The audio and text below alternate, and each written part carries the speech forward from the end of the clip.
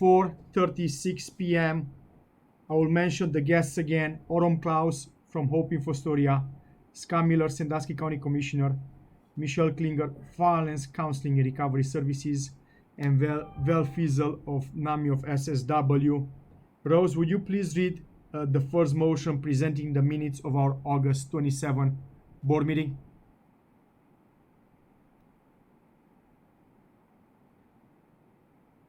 Well, we cannot hear Rose. Robin, would you unmute yourself and read the minutes, please? The motion.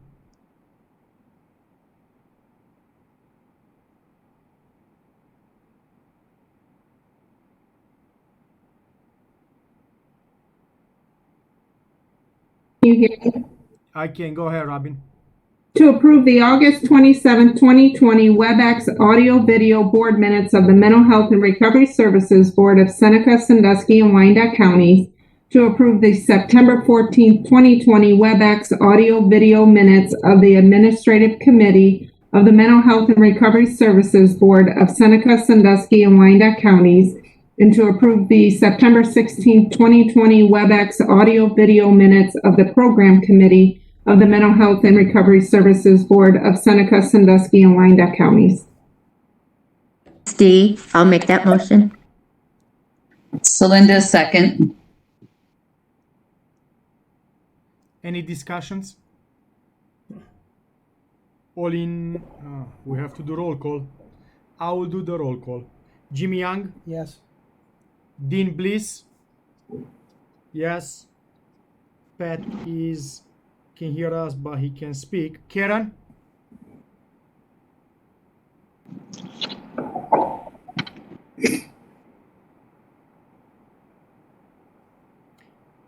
We're going to come back to Karen. Ruth? Yes. Polly?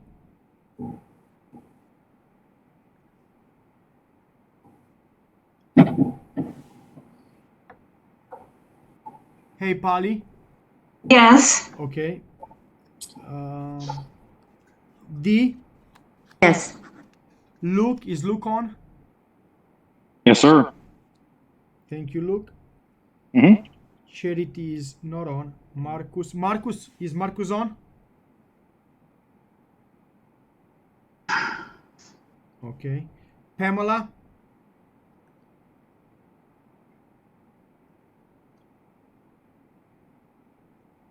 Pamela? Yes. Celinda? Yes. Kelly? Yes. Alex? Yes. Thank you. Motion pass. We're going to go to committee reports, and as we discussed at the last meeting, we try to combine some of the business in a few motions together.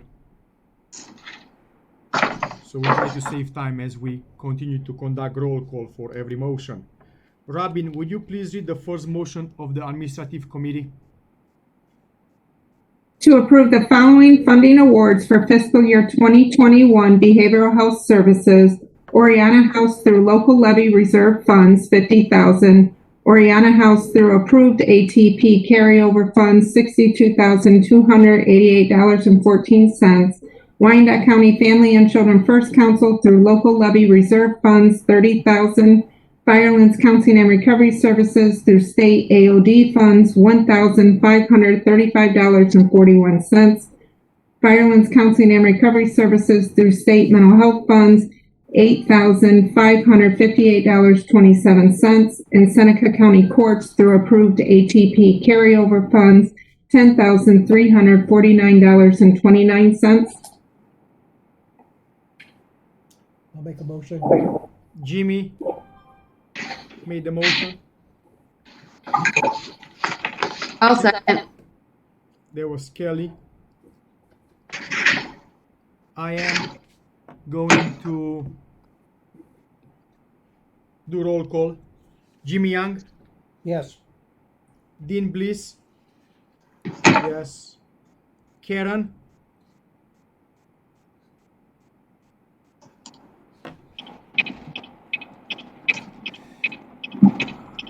Karen, can you hear us? Karen?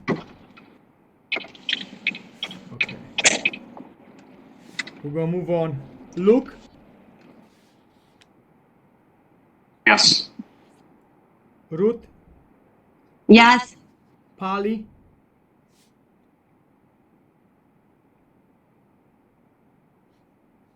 Polly? Okay. Oh, I'm muted. Dee? Yeah. Pamela? Yes. Celinda? Yes. Kelly? Yes. Alex? Yes. Motion pass. Just an FYI, I joined in a few. Oh, Okay, this is Marcus. Okay, Marcus, thank you. you're welcome. Again, we consolidated the business in just a few motions, so we really hope won't be as painful as the last board meeting. Robin, would you please read the next motion? Yes, but before I do that, I wanted to let you know that Pat texted and he's having audio issues, so he hung up.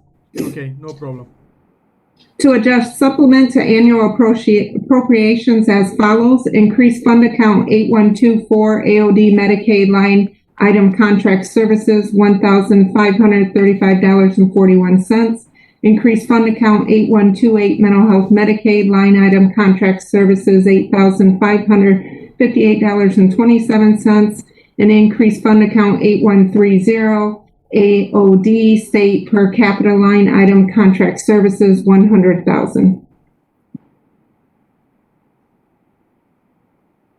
A motion. There was Marcus. I'll second it. There's Dean. Any discussions before I do roll call? Okay, Jimmy? Yes. No, Dean? I don't have a discussion. Who seconded that? There was Dean Bliss. Okay, thank you. And yes for me. Mircha? Thank you. Karen? Karen it's on, but I think she has audio issues. Okay, Luke? Yes. Ruth? Yes. Polly?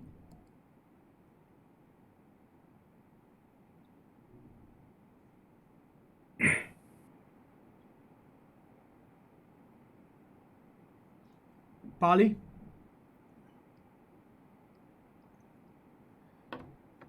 I'm not muted. Okay, we can hear you now. Yes. Thank you. Dee? Yes. Pamela? Yes. Marcus?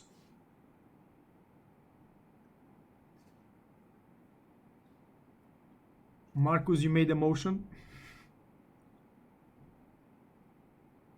Hear me? Yes. Okay. Celinda? Yes. Kelly? Yes. And Alex?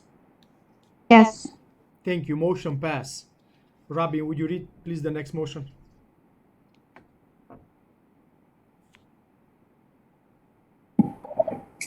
To authorize the executive director to accept the amounts and rates as determined by the Budget Commission of Seneca County and the Board of County Commissioners of Seneca County for the Mental Health and Recovery Services Board levy at a rate of 0.7 mils, an amount to be derived from its levy outside the 10 mil limitation in the estimated amount of $1,021,919 for calendar year 2021.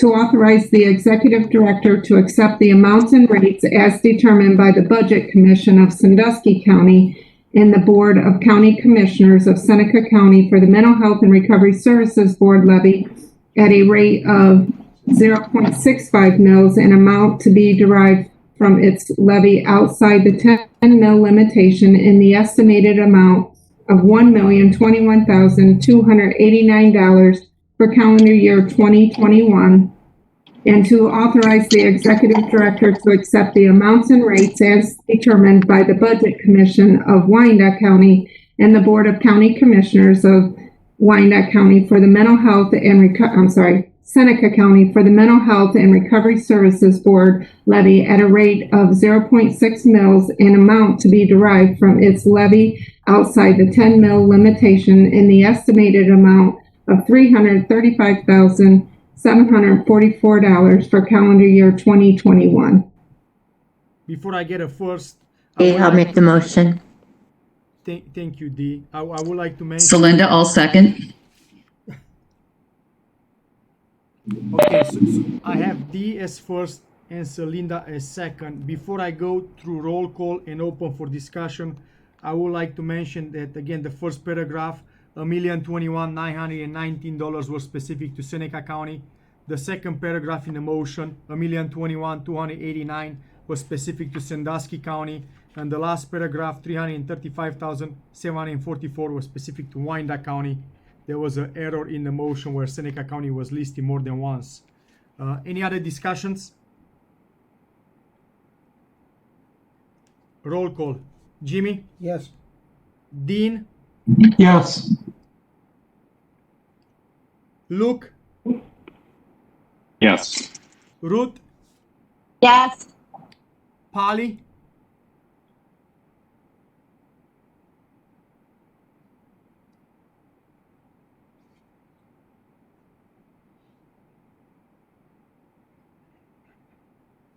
You are on now, Polly. Yes. Dee? Yes. Pamela? Yes. Marcus? Yes. Celinda? Yes. Kelly?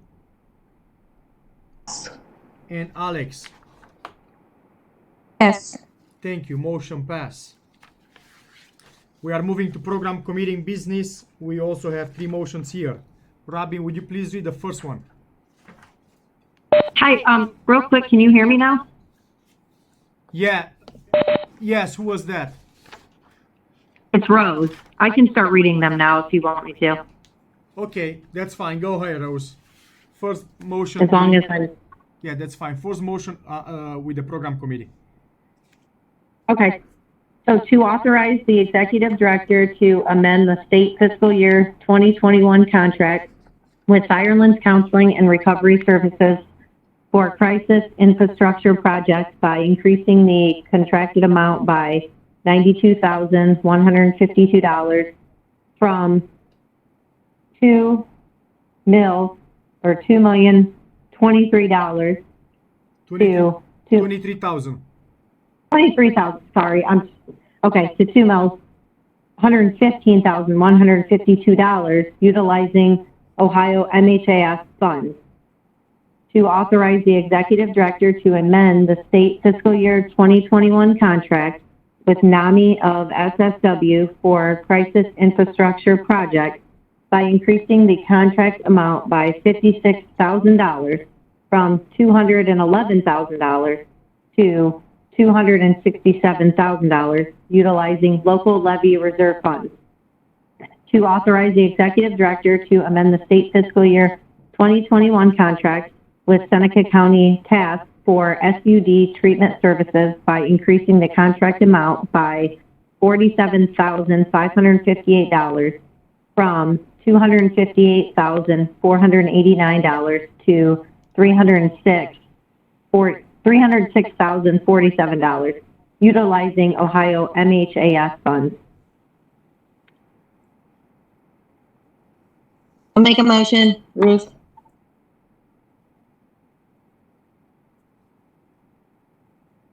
Second. Kelly? Sorry, Dean.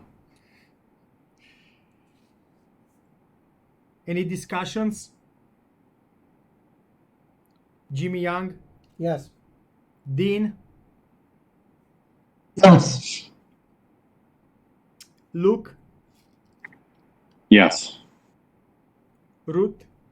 Yes. Polly? Yes. Dee? Yes. Pamela? Yes. Marcus? Yes. Celinda? Yes. Kelly? And Alex? Yes. Motion pass. Rose, would you please read the next motion? Yes. To accept the SPF RX grant through the Ohio Department of Mental Health and Addiction Services in the amount of $13,000 for RX prescription services in Seneca County and authorize the executive director to set aside these funds for RX-specific educational expenditures. To authorize the executive director to distribute Ohio MHAS K-12 prevention funds to the local participating schools in Seneca, Sandusky, and Wyandotte counties in a total amount not to exceed $256,366. All motion. It's Linda. Second. I have Celinda and Marcus as first and second. Before we open for discussion and roll call, I do want to mention again the first portion of the motion is the SPF RX prevention grant specific to Seneca County. Any other discussions? Jimmy? Yes. Dean? Yes. Luke? Yes. Ruth? Yes. Polly?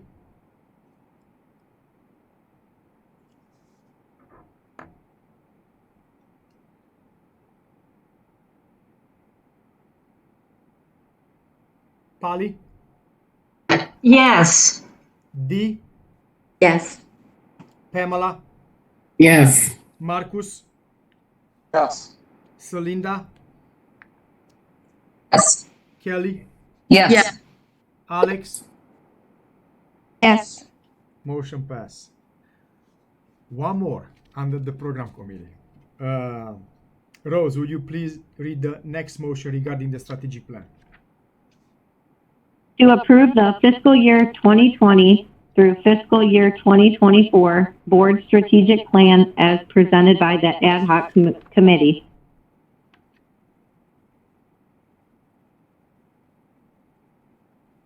Make a motion.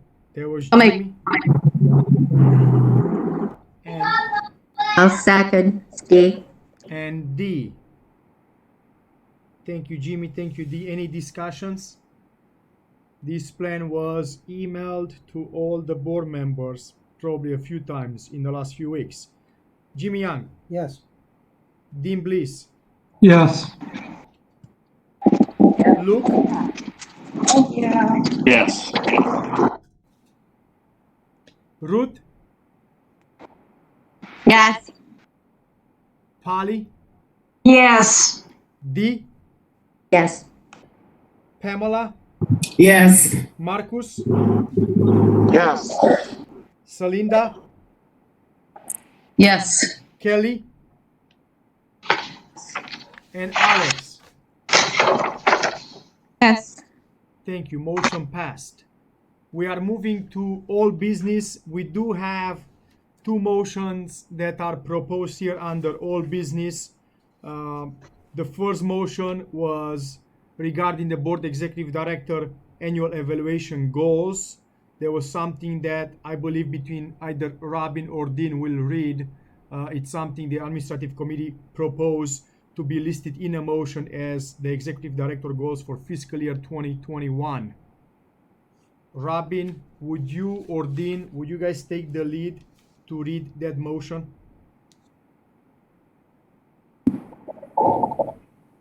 Sure. To accept the board's executive director annual evaluation, accept the following goals for fiscal year 2021 for the executive director.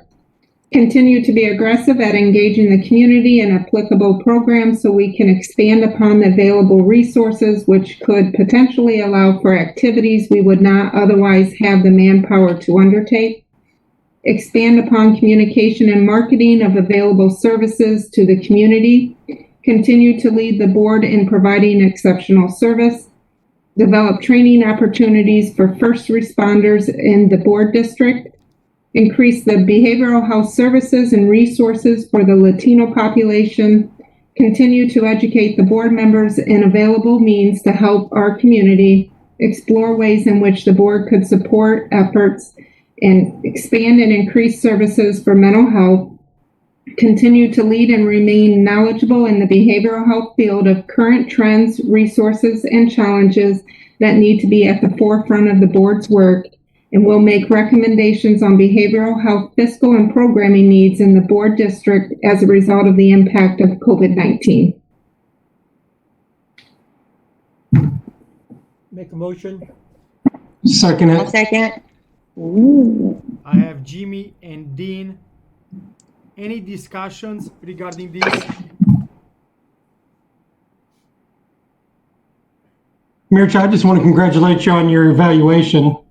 For a group to collectively come to the numbers that they came up with you shows how hard work that you do. And I believe I can speak for everybody here. We truly appreciate you. Thank you. I'll second that. Well, Dean already did. No, thank you, Marcus. Thank you, everybody. I do think that we'll have to do a roll call, so I'm going to read. Jimmy Young? Yes. Dean Bliss? Yes. Luke? Yes, sir. Ruth? Yes. Polly?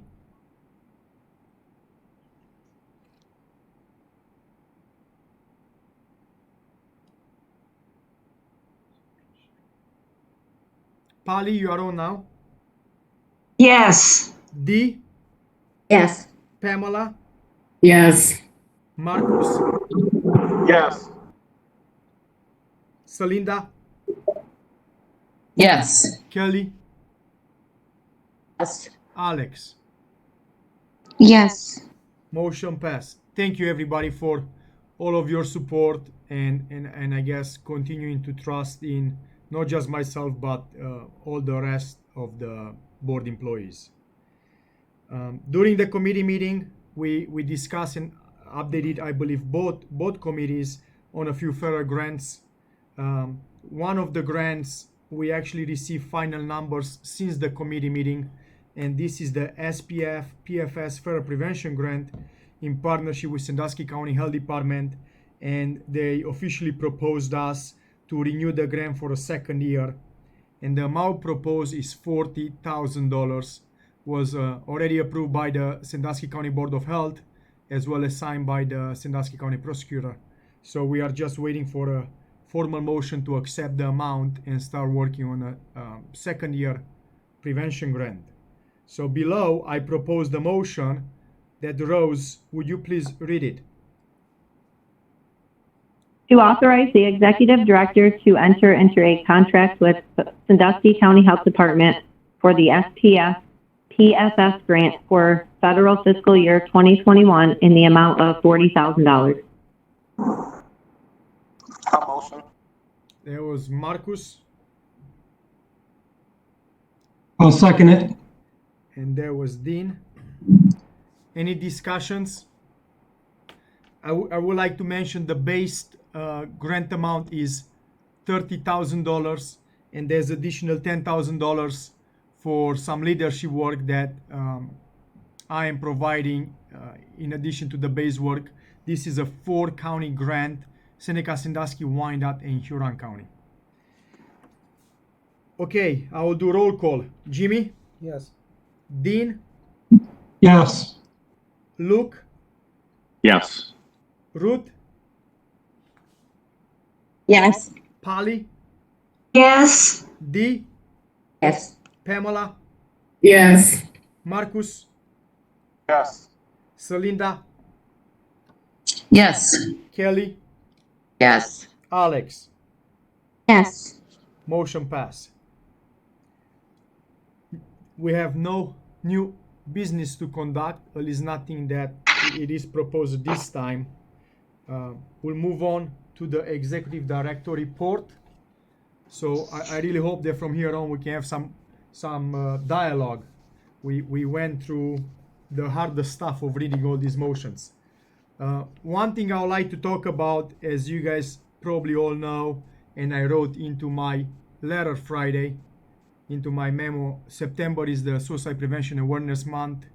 I also shared with you guys, I believe 48 hours ago, a report related to suicide attempts that are experienced at the local emergency departments across Ohio. And one thing I would like to do, I'm not sure how many of you guys had a chance to open the report, but just some interesting facts. This report, again, is looking, and there are approximately 95% of the emergency departments across Ohio who participate. So it's not a complete report. I should say they're not 100% of the EDs participate.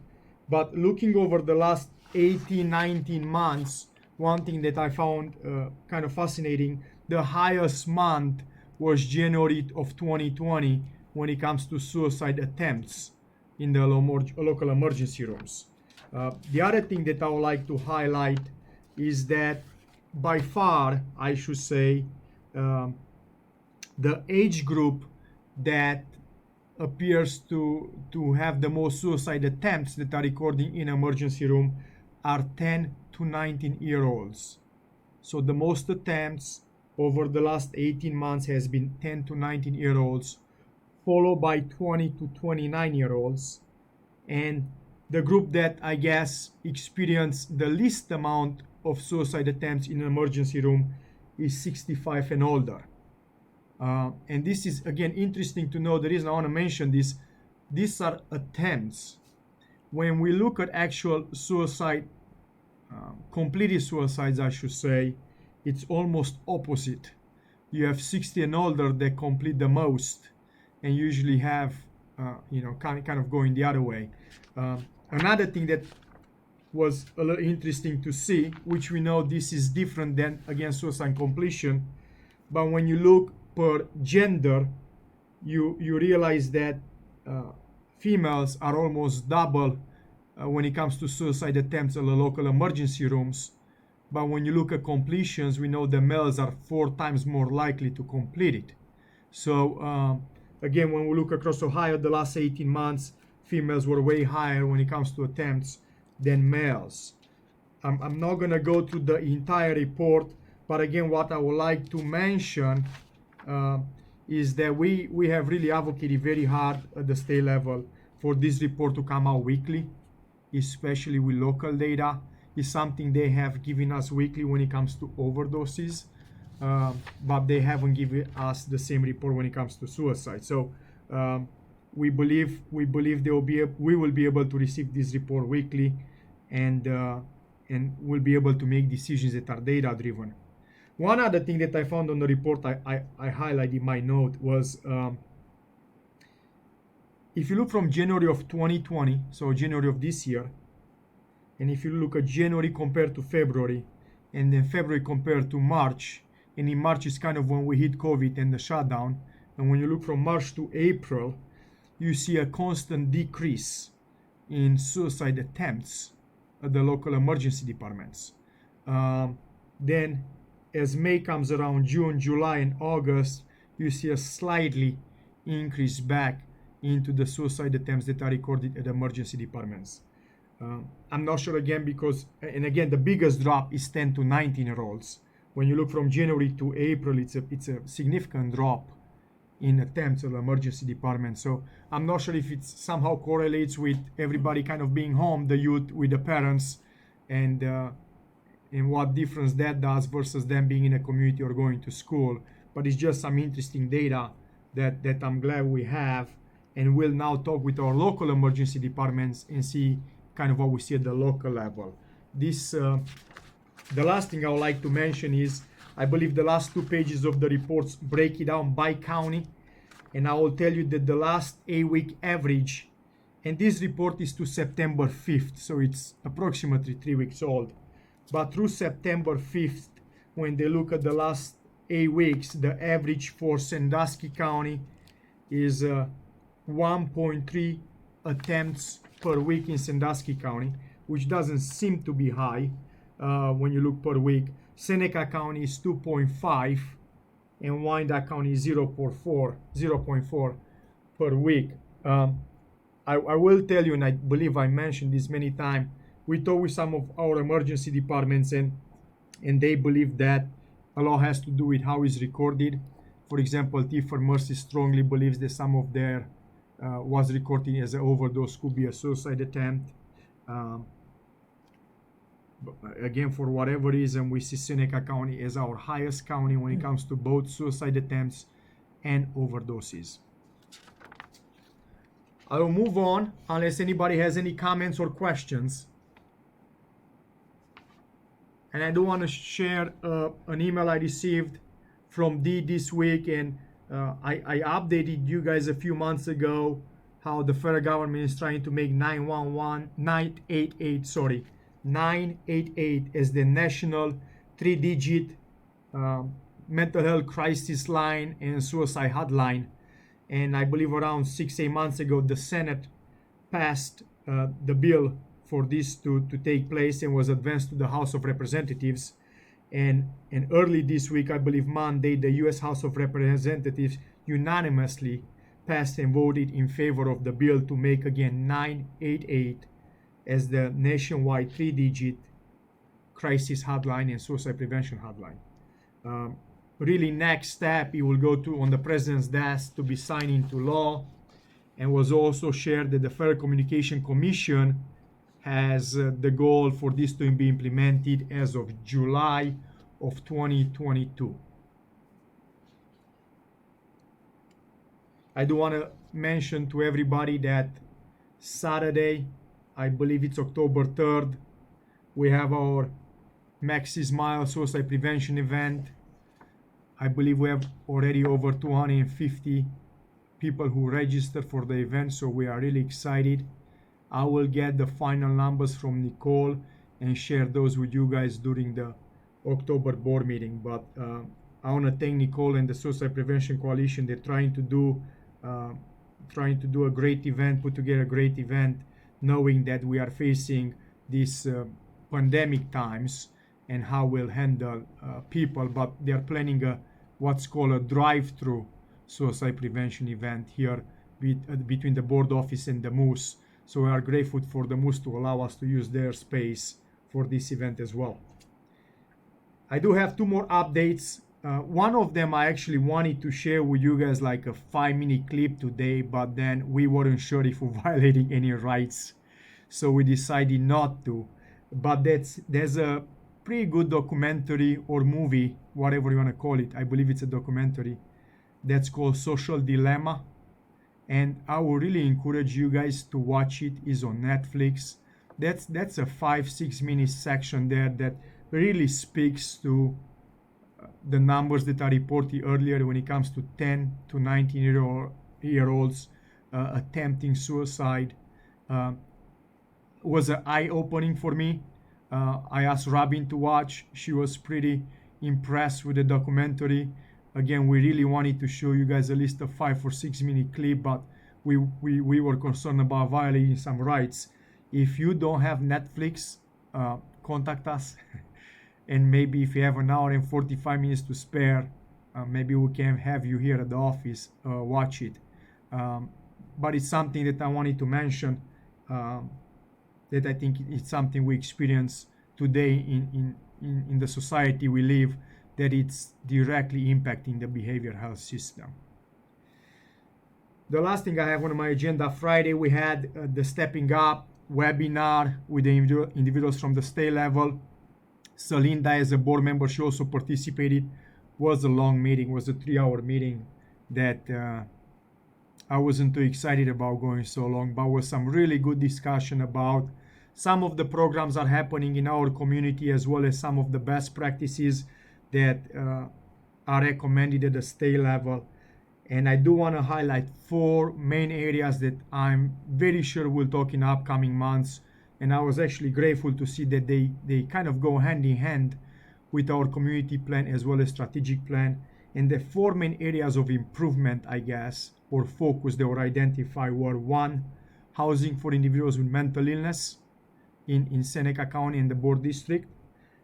Really expansion and implementation of AOT, which is Assisted Outpatient Treatment Program. And grateful to know that Robin already with Magistrate Kavanaugh here in Seneca County, they already scheduled meetings to look at the implementation of AOT. The other two were expansion of crisis services and the need for mobile crisis in our board district, and you guys approved today a motion that was specific to that.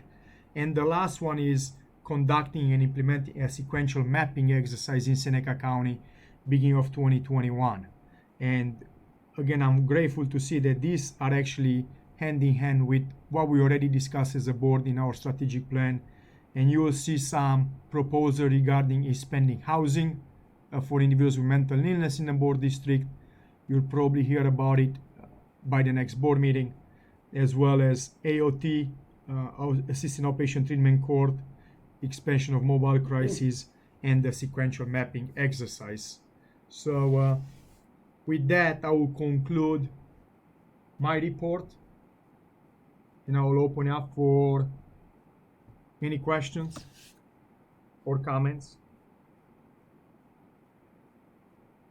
And before moving to, we do have a short 10-minute training right after this, but before moving to that, I would like to open the floor, maybe even for public comments, if they wish to make any comments.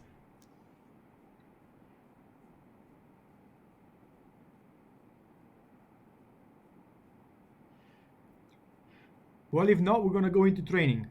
We'll try our best to see if Robin can share a screen. If she can't, then I will just do the training. And there you go. And then I can share this PowerPoint with you guys after the meeting, but we'll probably put it on a website. You know, we discussed how we should always try to conduct some trainings to better us as a group, as an organization, and make sure that any newer board members coming in are familiar with the way we do things. And tonight I would like to talk about Robert's Rule of Order. Just a basic training where I would like to highlight a few things for you. Some of you guys, they might not know, Henry Martin Robert was actually a retired U.S. Army, and he was an engineer, and he first published Robert's Rules in 1876, and really he focused on parliamentary procedures when he developed this manual. One thing that's important to know is that Ohio law does not require the boards to necessarily adopt Robert's Rules of Order. It is highly recommended that a common authority such as Robert's Rules is adopted in the agency bylaws. And I do have the bylaws with me. I actually took them out of our binder. And in our bylaws, in section 6, it clearly states that we shall be governed by Robert's Rules of Order in all matters of business, unless specified differently in our bylaws. So that's one thing that, you know, I realize that Robert Rules of Order can be slightly modified if adopted in one organization bylaws. Robert's Rules was revised many times, and what I found it kind of fascinating is kind of going from generation to generation. I think his daughter-in-law was the first one to revise it, and then I believe now his grandkids are continue to revise his first edition of Robert Rules. Another thing I would like to mention, I am probably participating in approximately, without exaggeration, 20 to 25 different organizations that are governed, I should say, by Robert's Rules. And one thing that's interesting, it appears that almost every organization is running or doing things slightly different. And the reason I want to say that, I think it's a little bit of interpretation barrier. Overall, everybody's kind of consistent, but when I go from county to county across our 3 counties, or agency to agency, and to some of their meetings, I will tell you the Robert's Rule is slightly implemented differently across organizations. Robert's Rules is based on, I want to make sure I have the, can you go on the next slide? As I mentioned, the first slide, it's based on parliamentary procedures. I really don't want to read the slides, but really was meant in a way to facilitate smooth functioning of a group, to improve communication, to make sure the group has efficient and effective meetings, and to make sure that promotes equality and fairness across board members. And really is talking a lot in the book about democratic principles, and those refer to where all members, Rabin, if you want to go to the next slide, all members really shall be treated equal. And then the power among board members, again, it's equal. That the majority rules, I like when it says in the book that the majority rules, but the rights of the minority are really protected. Everything should be done in a spirit of openness.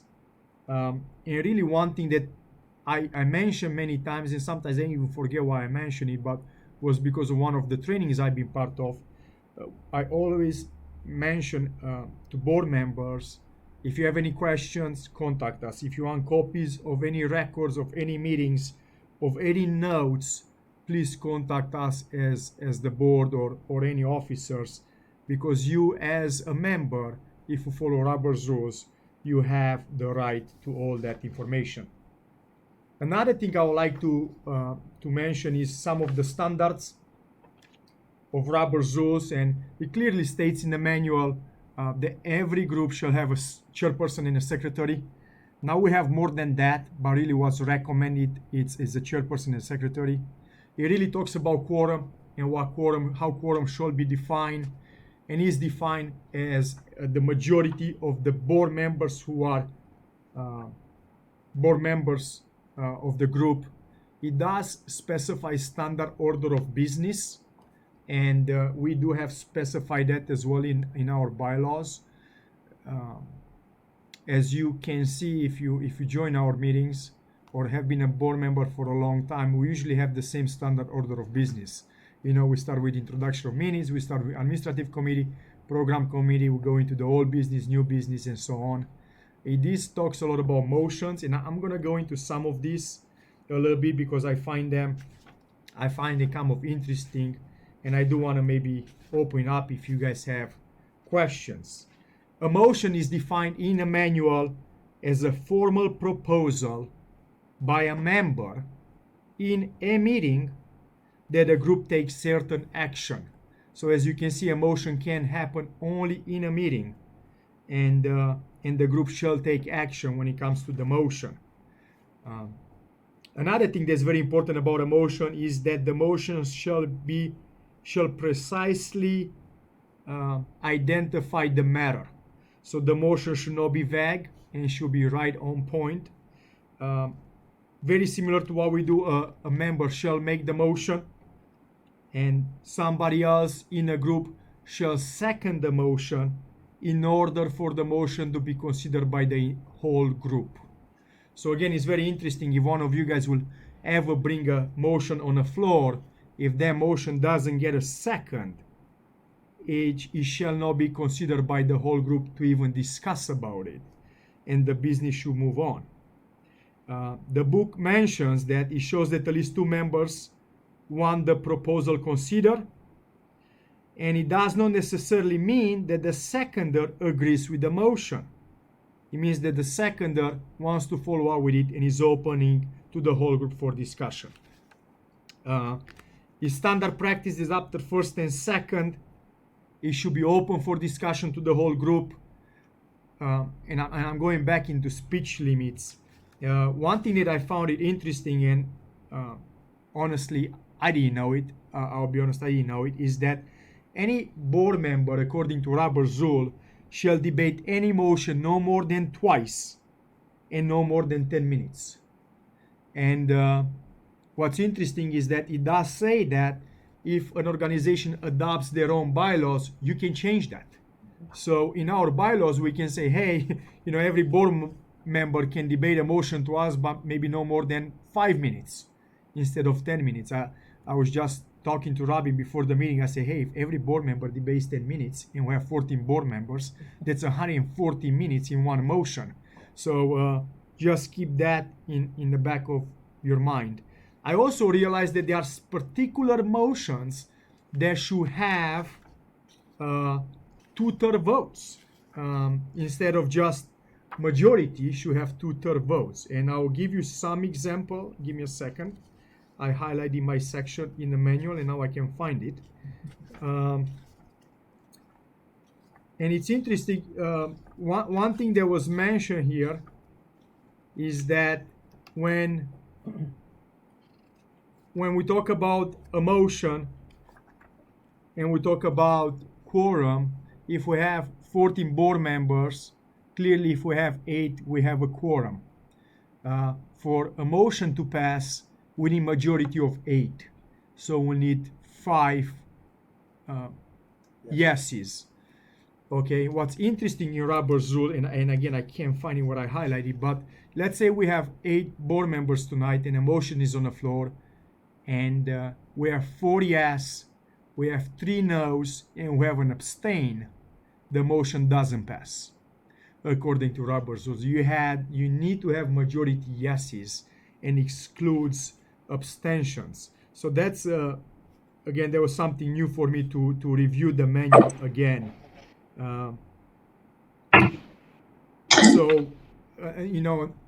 Jeff? Yes.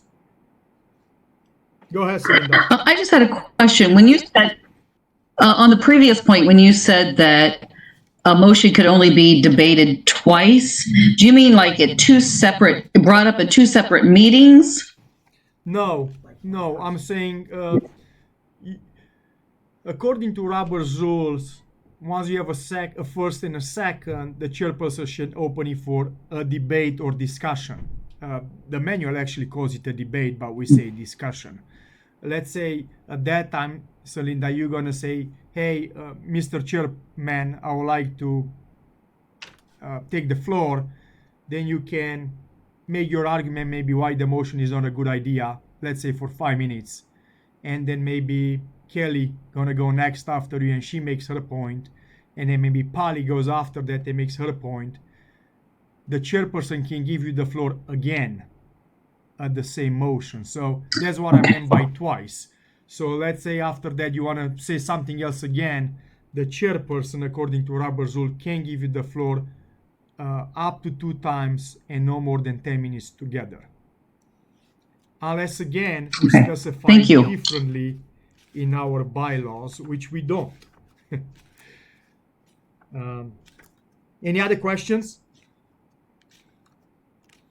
And again, when he talks about majority, abstentions shall not be calculated in the majority, if that makes sense. So again, if you have 8 board members that can vote and you have 4 yeses and 3 no's and 1 abstention, the motion doesn't pass.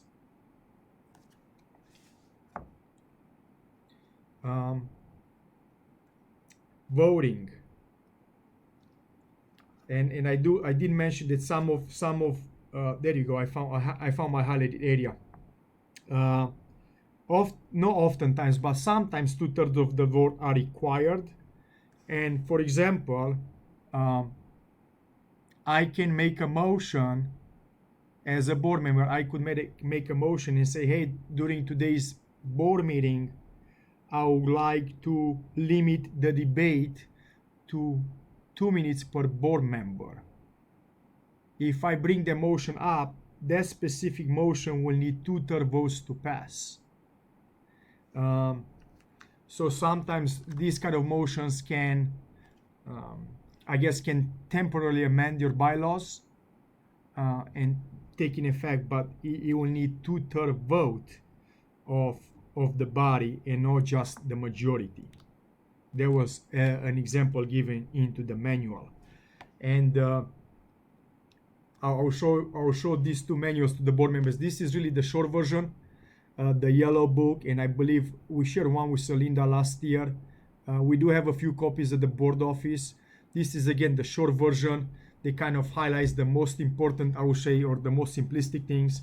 One thing that's interesting, Robert's rules actually in their opening, they state that at least 80% of the contest of this book will be needed less than 20% of the time. So this is their official manual, and I call it's almost like a Bible, very small print, very thick, a lot of information. As they even mentioned, you probably don't need 80% of this.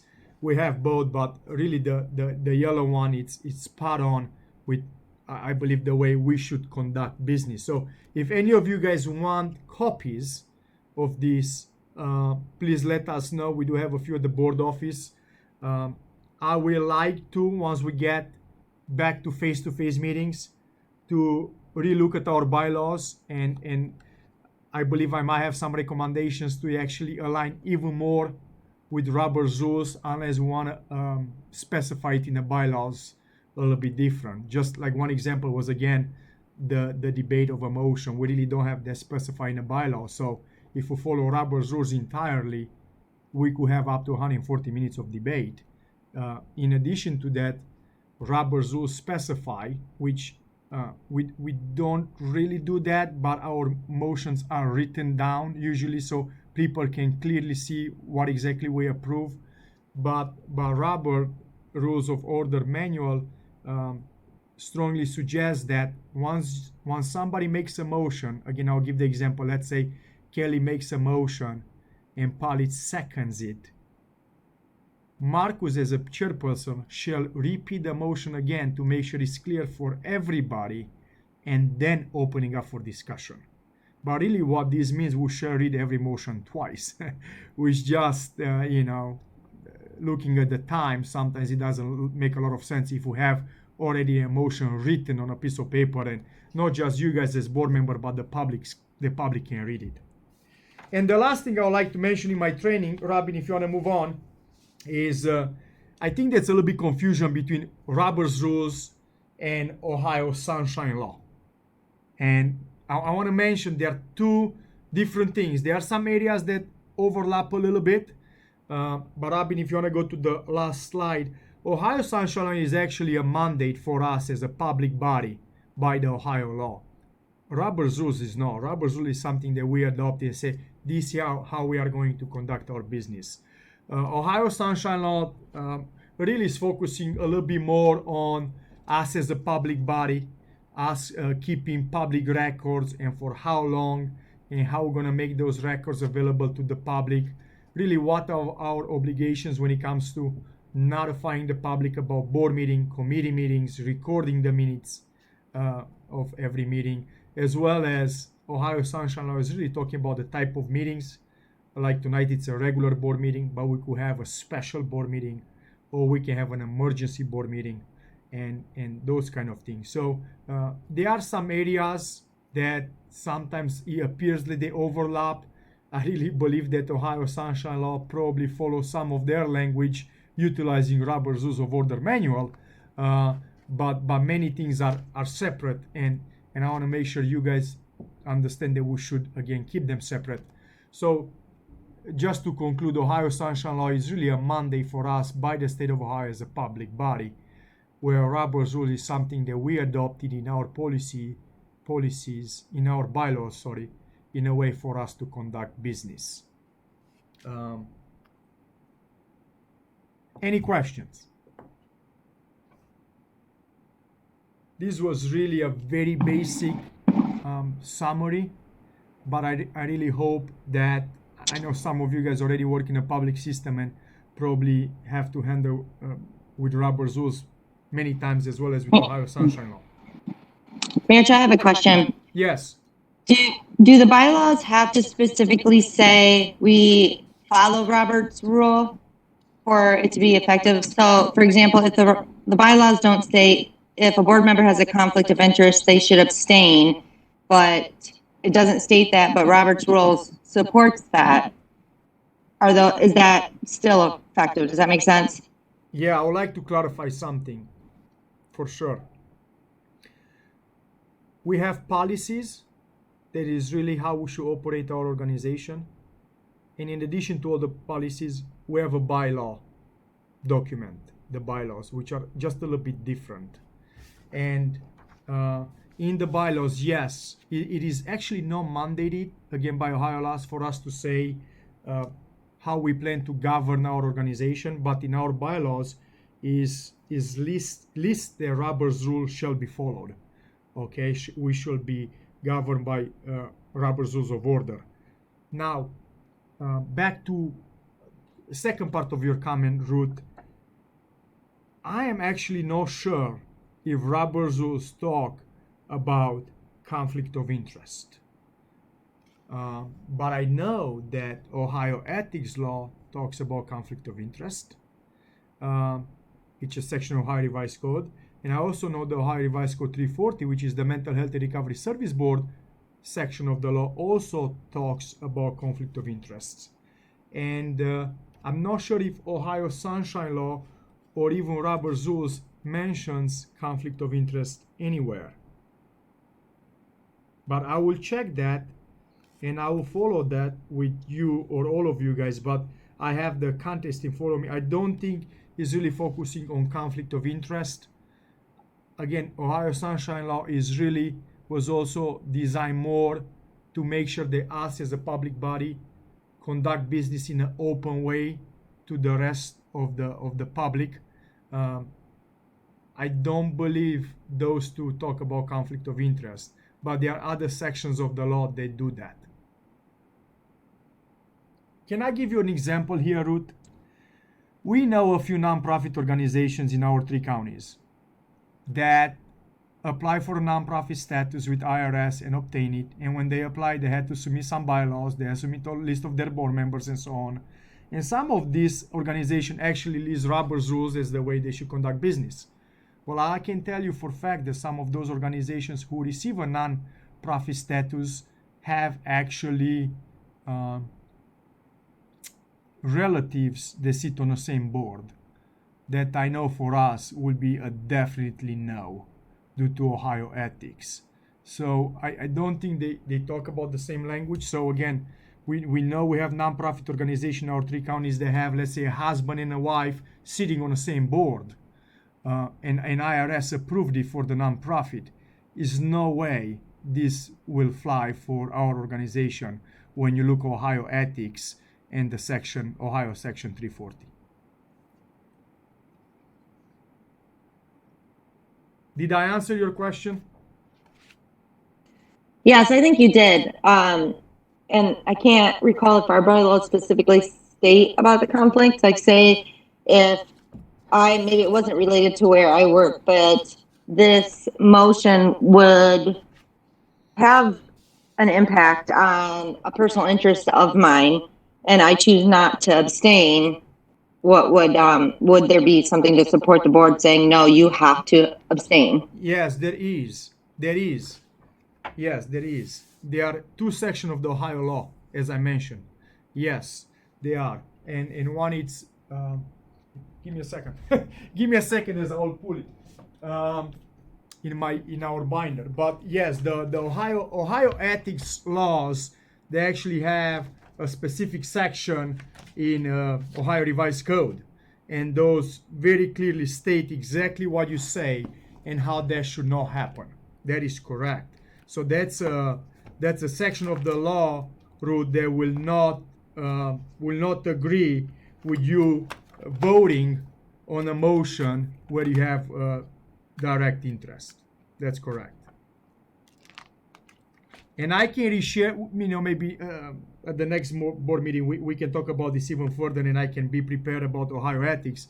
But if you guys all recall, around a year ago, not only I shared this with you guys, but I also gave you guys 4 neat examples, hard copies after the board meeting with things that actually happened surrounding our board district.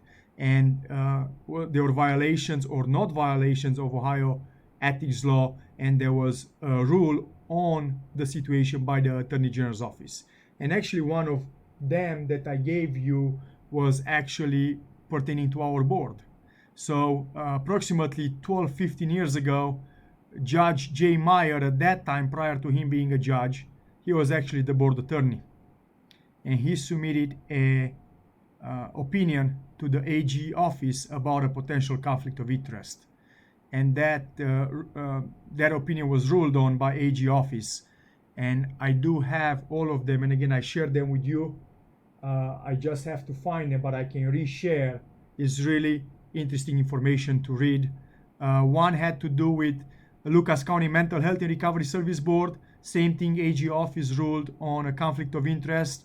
That particular example was a board member sitting on a board, but his daughter was working for a provider or was applying for a job for a provider, you have to read the whole case to make sure we mentioned all the details, and that was ruled on.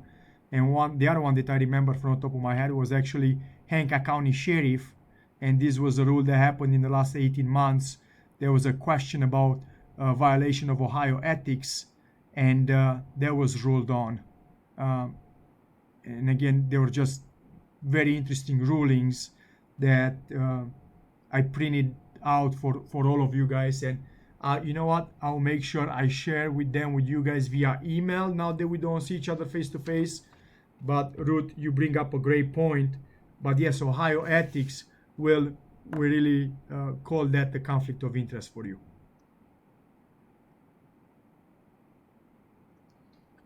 Thank you. That's useful information, I think. And it's also my understanding that if we had some questions, you could go to your local prosecutor, but for that, really, it's good to go to the AG's office, right? Because then it would cover all the counties.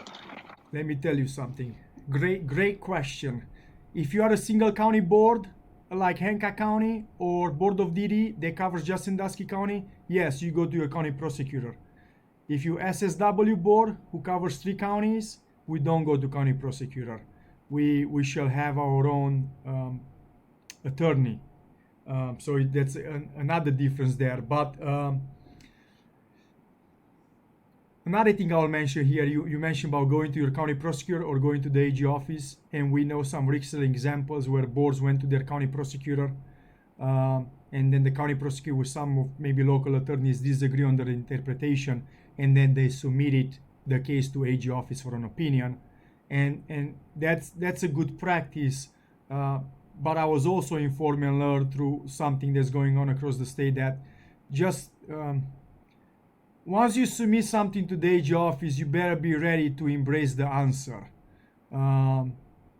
if that makes sense. So I know there are a few public organizations that backed out from submitting something to the AG office because once you have the ruling on it, you really know black and white really what it should be. And sometimes it's better to have room for various interpretation than being ruled on. But yes, that should be a standard practice to go to the AG office. But we know there are some things that didn't go there, and they decided not to because maybe they didn't want to hear what the AG office had to say. Good deal. Thank you. And it's very common, Ruth, some of the county prosecutors to actually go to the AG office themselves. They say, hey, you know what? This is not my bread and butter. I really want this opinion. Again, the 4 documents I'm not sure in which binder I put them. I probably have 12 binders in office, but they are actually easy read. I might just have to share with you my copies so they are highlighted everywhere. But I will scan them and share them with you. But they are very easy read and really opens your eyes as a public servant, which you guys all are. Great. Yeah, I definitely would like a copy of that. I appreciate it.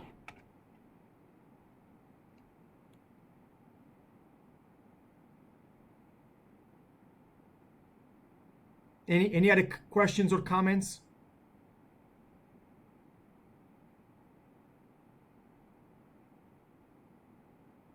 Mayor Chair, this is Robin. Not in regards to the training, but NAMI sent a text earlier as they were not able to make a comment during public comments. And NAMI would like to thank the board for the support tonight on the crisis infrastructure project. Okay, thank you for sharing there, Robin. Okay, so I made a note to make sure I don't forget, share those cases with you guys. And again, if you guys have any other questions, as I mentioned, I'm sure even some of you guys here, myself and Robin are part of many groups, which for many we have to be, such as Family and Children First Councils. And again, it appears that all again operate just a little bit different. It's not right or wrong, it's just they operate a little different when it comes to Robert's rules. And I mentioned this at the last board meeting as well, interpretation of some of these things can be slightly different based on which prosecutor you talk to, which attorney you talk to, which agency you talk to or organization. So again, it's not right or wrong. It's just I'm getting used to various interpretation on the same subject. So take my presentation tonight as might not be 100% interpreted the same way by everybody, but I strictly took it from the manual. And the last thing, again, if you guys want a copy of the yellow manual, we will order them for you guys and make sure they get to you. I will move on unless there are any other discussions. Well, we'll move on to close the meeting then. Just a reminder, we do have a training middle of November. Please keep that on your calendar, ethics training. So Ruth, if you have specific ethics questions, our presenter is an attorney, a professor, and a city mayor. And out of all the ethics trainings I've been part of the last 10, 12 years, he was by far the one that impressed me the most.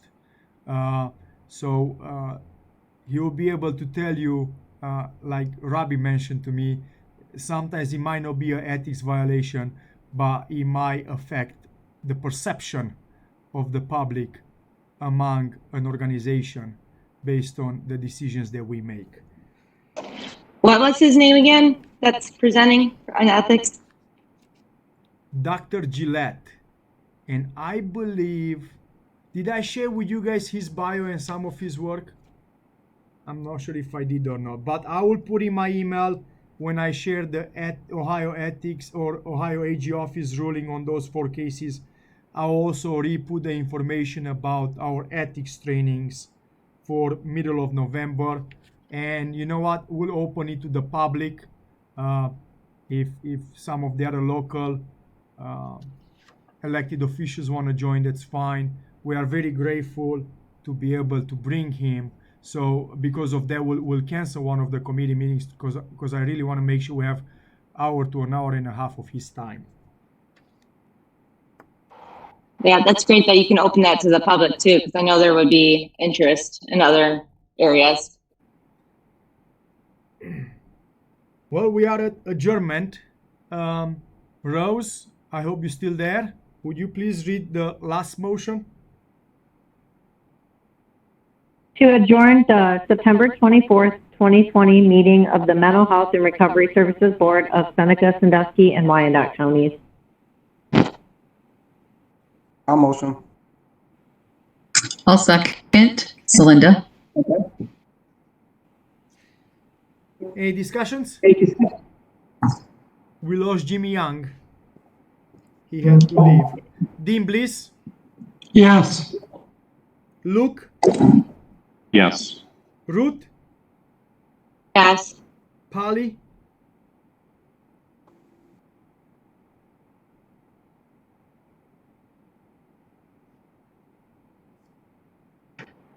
Yes.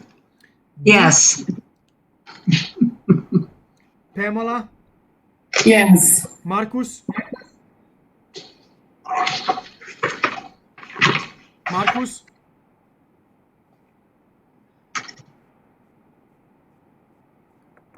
We'll come back to Marcus. Celinda? Yes. We heard Marcus as well, I believe. Kelly? Yes. Alex? Oh, shoot. Yes. Okay, motion pass.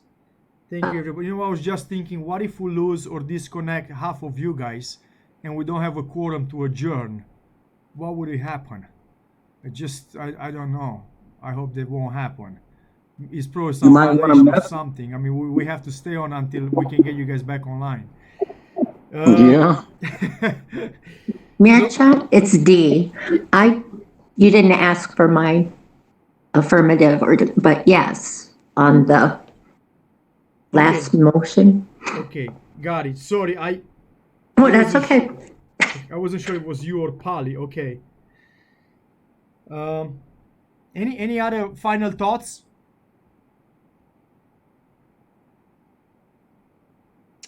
Well, I just hope it was a little bit better than the last board meeting. Thank you for staying with us during some of these times. We wish the meetings would run just a little bit smoother, but you know how it is. So the September 24 meeting adjourned at 5:46 p.m. And the next board meeting is scheduled for Thursday, October 29. Thank you, everybody. Have a great evening. Thank you. You too. Good night. Thanks, guys.